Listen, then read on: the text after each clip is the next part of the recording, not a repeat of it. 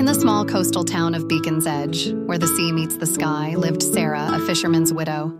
Each morning she stood by the shore, watching the horizon and remembering her husband, John, who the sea had taken years ago. Sarah lived simply, fixing nets and caring for her elderly father.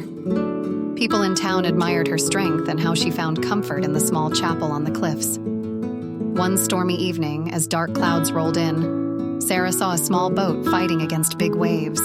It was Joe, a young fisherman known for taking risks. His boat was filling with water, and he was in trouble. Without thinking twice, Sarah grabbed a rope and ran to the docks. She tied the rope around herself and prayed for strength and safety. Battling the wind and rain, Sarah stepped into the cold sea. The waves were strong, but she kept going. Her faith guided her to Joe, who was holding onto his overturned boat. Together, they struggled against the sea and made it back to shore.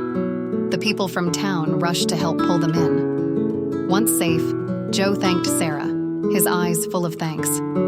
That night, by her fireplace, her father touched her shoulder and said, "Your mother would have been proud. You remind me of her every day with your faith and bravery." Sarah looked out at the chapel on the hill, its cross standing out against the stormy sky. She realized her faith had not only helped her save Joe, but it also kept her going through all her hard times since John had died. Sarah's brave act became a symbol of hope in Beacon's Edge. She visited the chapel every day, her faith as endless as the horizon. Her heart, though sad from her loss, had grown to include not just her own pain, but also the sorrows and dreams of her community.